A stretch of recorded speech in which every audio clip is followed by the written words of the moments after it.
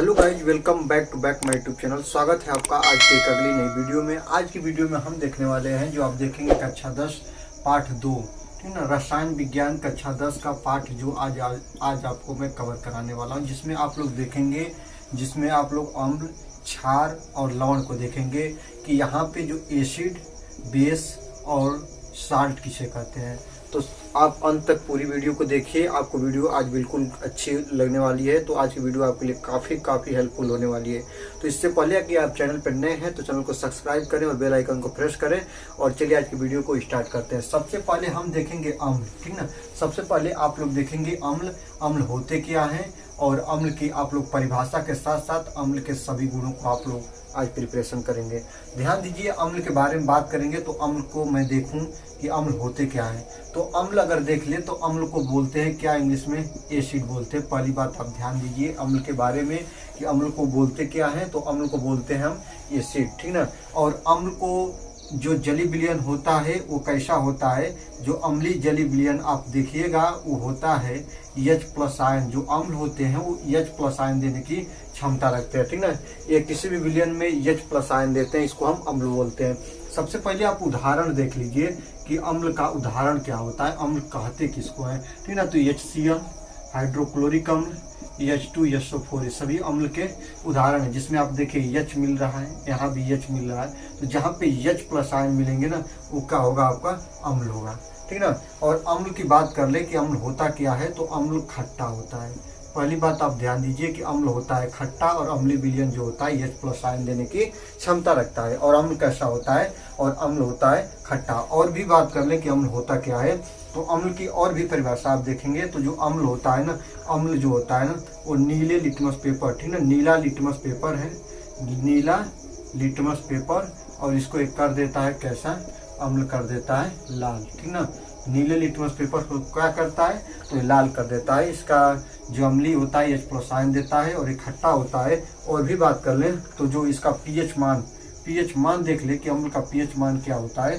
तो अम्ल का pH मान <7, मतलब ये 7 से कम होता है, 7 से कम होता है इसका pH मान। तो इसको बोलते हैं हम का अम्ल बोलते हैं।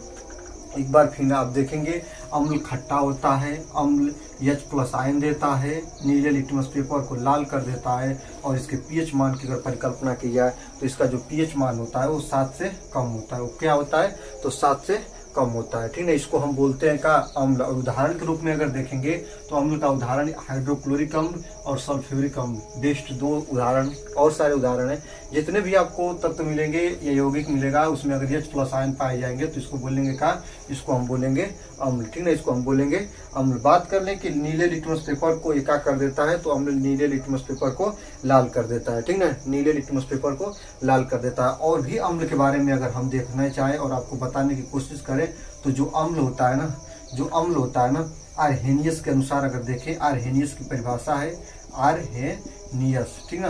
तो अम्ल आर्हेनियस के अनुसार अगर अम्ल के बारे में हम बात करना चाहें तो अम्ल वे पदार्थ होते हैं जो जलीय विलयन में H+ आयन देते हैं, ठीक ना। जलीय विलयन में H+ आयन देते हैं या H+ आयन देने की क्षमता रखते हैं, उसको हम बोलते हैं अम्ल, ठीक ना। आर्हेनियस के अनुसार देखेंगे जो अम्ल होता है H+ आयन देता है। और देखिएगा जब कहीं भी ऑक्सीजन की मात्रा 2 से अधिक होता है तो विलयन होता है क्या, अम्लीय। दूसरा बात आप देखिएगा, कहीं भी जैसे ऑक्सीजन मतलब O2, ठीक ना, और इसकी मात्रा अगर 2 से अधिक हो तो विलयन आपको मिलेगा। तो विलयन आपका कैसा होगा, तो विलयन होगा आपका अम्लीय, ठीक ना। विलयन कैसा होगा, अम्लीय होगा। ये भी परीक्षा में बहुत बार पूछता है। तो जहाँ भी ऑक्सीजन जैसे CO2, ठीक ना, जो ये तत्व है ना यौगिक, ये आपका अम्लीय विलयन SO2, ठीक ना, ये भी अम्लीय विलयन NO2, ये भी क्या होगा, पूछेगा कौन सा विलयन है तो ये भी आपका हो जाएगा अम्लीय विलयन। बात कर लें अगर यही CO में, ठीक है, कार्बन मोनोऑक्साइड गैस, ये अम्लीय विलयन नहीं है, ठीक है, क्योंकि इस पे ऑक्सीजन है वो 2 से अधिक या 2 से बराबर होगा, ठीक है। 2 से अधिक या 2 के बराबर अगर हो जाएगा किसी भी तत्व का pH मान, ठीक है, यौगिक का मान, तो वो विलयन आपको बताएगा कि वो विलयन है अम्लीय अवस्था में, ठीक ना। तो अम्ल क्या होते हैं, तो अम्ल खट्टे होते हैं, नीले लिटमस पेपर को लाल कर देते हैं। अम्लीय विलयन अगर घोलेंगे तो इसका H+ आयन मिलेगा और इसका pH मान होता है 7 से कम होता है। इसको हम बोलते हैं का अम्ल बोलते हैं, इसको हम बोलते हैं एसिड, ठीक ना। ये हमें मिलता है एसिड। अब देखेंगे हम लोग क्षार के बारे में। क्षार ना 2 नंबर पे आप देखेंगे कि क्षार क्या होता है, जिसको हम इंग्लिश में बेस बोलते हैं, ठीक ना। तो सबसे पहले आप क्षार के बारे में देखना चाहेंगे, क्षार होता क्या है। तो जब इसका जो विलयन होता है ना, क्षार की पहचान की पहली बात कर ले कि क्षार की पहचान हम कैसे करते हैं। तो क्षार की जो पहचान है ना, इसमें OH माइनस आयन पाए जाते हैं, OH हाइड्रोक्सी समूह पाया जाता है, ठीक ना। अगर सबसे पहले यहीं पे मैं आपको उदाहरण बता दूं क्षार के कुछ उदाहरण, तो उदाहरण में देखेंगे आप जैसे NaOH सोडियम हाइड्रोक्साइड, KOH, ठीक ना, पोटेशियम हाइड्रोक्साइड, इसमें देखिए OH समूह पाया जा रहा है, OH समूह पाया जा रहा है, तो ये क्या है, क्षार है, ठीक ना। तो जहाँ पे OH समूह पाया जाएगा वो क्षार होगा, जहाँ पे H प्लस आयन पाए जाएंगे, H पाया जाएगा, वहाँ पे होगा अम्ल, ठीक ना। तो इसको आप सबसे पहले पहचान करना जान जाइए। क्षार में OH माइनस पाया जाता है और अम्ल में H प्लस आयन पाया जाता है, ठीक ना। अगर बात कर ले कि क्षार होता क्या है, तो क्षार आपका होता है कड़वा या कसैला, ठीक ना, कसैला, ठीक ना। ये भी बात आप ध्यान दीजिए, क्षार कड़वा या कसैला होता है और जो अम्ल होता है वो खट्टा होता है, ठीक ना। लेकिन क्षार को ध्यान दीजिए, क्षार को भस्म भी बोलते हैं, ठीक ना, भस्म बोलते हैं, इससे आप लोग परेशान नहीं होंगे। क्षार को बेस, भस्म आदि नामों से भी जाना जाता है, ठीक ना। और आगे बात कर लें कि जो क्षार होता है ना, अम्ल देखिएगा, अम्ल नीले लिटमस पेपर को लाल करता था, लेकिन जब क्षार आपको मिल जाएगा ना, तो क्षार लाल लिटमस पेपर को, लाल लिटमस पेपर को कैसा कर देगा, नीला कर देगा, ठीक ना, नीला कर देगा, ठीक ना। तो कोई भी क्षार का विलयन रहेगा, अगर उसमें आप लाल लिटमस पेपर को डालेंगे तो उसका रंग कैसा हो जाएगा, नीला हो जाएगा। और कोई भी अम्ल का विलयन रहेगा तो उसमें जब आप नीले लिटमस पेपर को डालिएगा तो उसका रंग कैसा हो जाएगा, लाल हो जाएगा, ठीक ना। तो ये बात आप ध्यान दीजिए, क्षार कड़वा होता है, कसैला होता है, लाल लिटमस पेपर को नीला कर देता है। और क्षार की pH मान पैमाना पर देखा जाए तो जो क्षार होता है ना, इसका जो pH मान होता है ना, वो 7 से अधिक होता है, ठीक ना। इसका जो pH मान होता है वो 7 से अधिक, ठीक ना, greater than pH greater than 7 होता है, अर्थात 7 से इसका जो pH मान होता है वो अधिक होता है, ठीक ना। तो ये होता है आपका क्षार, ठीक ना। ये कड़वा होता है, कसैला होता है, लाल लिटमस पेपर को नीला कर देता है, pH मान इसका 7 से अधिक होता है, ठीक ना। pH मान 7 से अधिक होता है। साथ में अगर आपको परीक्षा के दृष्टि से देखा जाए तो अम्ल क्षार काफ़ी इम्पोर्टेंट है, और इसमें इसको भी आप ध्यान देंगे, ठीक ना। अम्ल क्या होता है, क्षार क्या होता है, ठीक ना। अम्ल और क्षार को आप लोगों ने देखा, और बात अब आपको यहीं पे मैं आपको बताने की कोशिश कर रहा हूँ, यहीं पे आपको बताऊंगा क्या, यहीं पे आप लोग देखिएगा लवण, ठीक ना, लवण क्या होता है। तो बात देखेंगे आप लवण की, ठीक ना। यहीं पे आपको बताने की कोशिश कर रहे हैं कि लवण, ठीक ना, लवण को बोलते हैं का साल्ट बोलते हैं, इसको नमक बोला जाता है, ठीक ना। लवण होता क्या है, तो ध्यान दीजिए, लवण की परिभाषा पूछे तो अम्ल और क्षार, ठीक ना, अम्ल और क्षार की पारस्परिक क्रिया के फलस्वरूप लवण और जल का निर्माण होता है, लवण और जल का निर्माण होता है। इसको आप देखिएगा, ठीक ना। अम्ल और क्षार के अभिक्रिया के फलस्वरूप लवण और जल बनता है, जिसको हम क्या बोलते हैं, लवण बोलते हैं, ठीक ना। तो अम्ल कोई ले लीजिए, जैसे आपको अम्ल मैंने 2 बताया, HCl या H2SO4, ठीक ना, ये क्या है, ये है हमारे अम्ल। और क्षार मैं आपको बताया, क्षार बताया KOH या NaOH, ये सभी क्या है आपका क्षार, ठीक ना। तो जहाँ पे H प्लस आयन पाए जाएंगे वो अम्ल की पहचान, और जहाँ पे OH माइनस आयन पाए जाएंगे वो होगा क्षार की पहचान।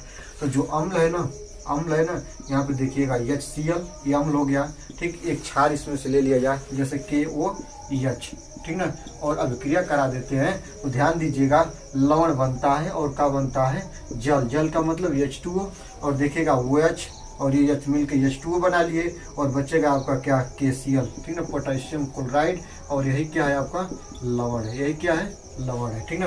दूसरा और भी देखा जाए उदाहरण, तो जैसे कि H2SO4 है और प्लस ये क्या है, NaOH है, ठीक ना। और अभिक्रिया करने के फलस्वरूप जल तो बनता ही है, लेकिन Na और यहाँ पे देखिएगा SO4, ठीक ना, NaSO4, तो NaSO4 और प्लस का बना, जल बना, और यही आपका क्या है, यही आपका लवण है, ठीक ना। तो अम्ल और क्षार के पारस्परिक अभिक्रिया के फलस्वरूप लवण और जल का निर्माण होता है, जो लवण आपका देख रहे हैं ये होता है, ठीक ना। तो ऐसे इसको करते हैं। इसके बाद आपको बता रहे हैं आगे pH पैमाना होता है। अब आप देखेंगे pH पैमाना होता क्या है, ध्यान दीजिएगा। जो pH पैमाना होता है ना, pH पैमाने को सारेंसन नामक वैज्ञानिक ने दिया था, ध्यान दीजिएगा, सारेंसन, ठीक ना, ये नामक वैज्ञानिक हैं, ठीक ना, ये वैज्ञानिक है और इन्होंने यह पैमाना दिया था और इस पैमाने पर इन्होंने बताया था यह पैमाना है जिसमें 1 से 14 तक की संख्याएं होती हैं और इसमें बीच में एक संख्या होती है, ठीक ना,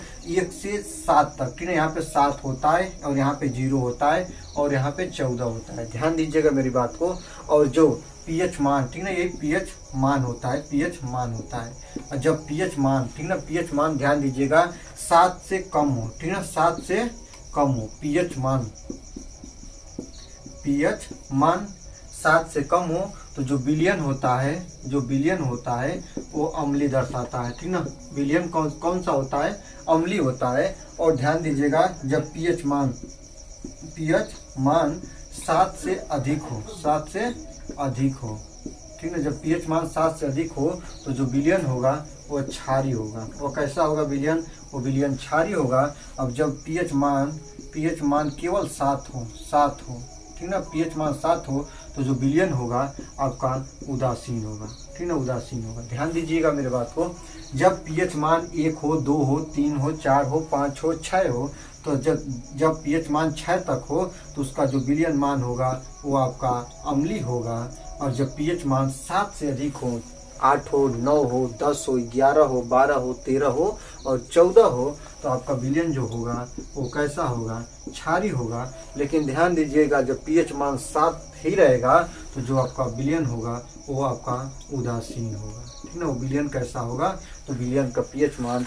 उदासीन होगा, ठीक ना। अगर शुद्ध जल का पीएच मान के बारे में बात करें कि शुद्ध जल का पीएच मान कितना होता है, तो शुद्ध जल का पीएच मान 7 होता है। और विलयन कैसा होता है, विलयन का जो रंग होता है या विलयन जो होता है वह उदासीन होता है। वो विलयन कौन सा होता है, उदासीन होता है। साथ ही में अगर दूध की बात कर लें कि दूध का पीएच मान कितना होता है, ठीक है, मूत्र का पीएच मान कितना होता है और रक्त मतलब ब्लड का पीएच मान कितना होता है। तो ध्यान दीजिएगा आपको बता दें जो दूध होता है, दूध का 6.4 होता है पीएच मान, ठीक ना, और रक्त का होता है 7.4 पीएच मान होता है। और इसके बाद साथ में मूत्र का बात कर लिया जाए तो 5.5 होता है, 5.5 होता है। और मानव लार, ठीक ना, मानव लार की अगर बात कर लिया जाए कि मानव लार का पीएच मान कितना होता है तो 6.5 होता है। और साथ में अगर नींबू का पीएच मान के बारे में बात करें तो नींबू जो खट्टा होता है 2.2 होता है, ठीक ना।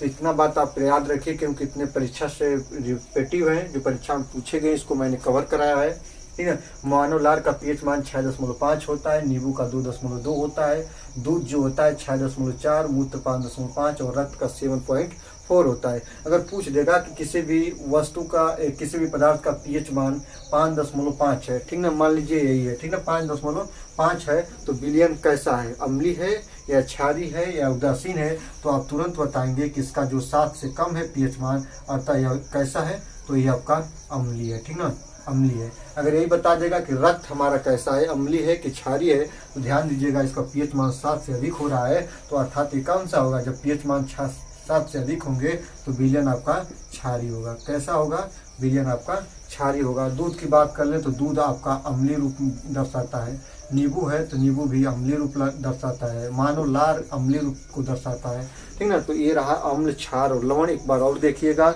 अम्ल जो होते हैं वो H+ आयन देने की प्रवृत्ति रखते हैं, क्षार जो होते हैं वो H- आयन देने की प्रवृत्ति रखते हैं, और लवण क्या होता है, तो अम्ल और क्षार के परस्परीय क्रिया के फलस्वरूप जो बनता है जिसको लवण और जल बोलते हैं, इसी को हम लवण बोलते हैं। और एक बात और ध्यान दीजिएगा, जो अम्ल होते हैं ना, अम्ल, मेरी एक बात को ध्यान दीजिएगा, जो अम्ल होता है वो धातु से अभिक्रिया करके हाइड्रोजन गैस निकालता है, ठीक ना। एक बात आप और देखिएगा, जो अम्ल होता है वो धातु से अभिक्रिया करेगा, धातु मतलब मैग्नीशियम, पोटेशियम, एल्युमिनियम, कॉपर से अभिक्रिया करेगा और वो निकालेगा क्या, वो हाइड्रोजन गैस को निर्मुक्त करेगा, ठीक ना। तो आज की वीडियो में बस इतना ही, बने रहिए मेरे साथ। मैं हूं अभिषेक और आप देख रहे हैं क्लास सॉल्यूशन बाय अभिषेक सर। और इसके बाद अगर पोर्टल पे आप नए हैं तो पोर्टल को जरूर से जरूर आप लोग सब्सक्राइब कर लें, वीडियो अच्छी लगे तो लाइक करें और दोस्तों के साथ शेयर करें। तब तक के लिए धन्यवाद, फिर मिलते हैं अगले नए टॉपिक पर अगली नई वीडियो में, तब तक के लिए धन्यवाद।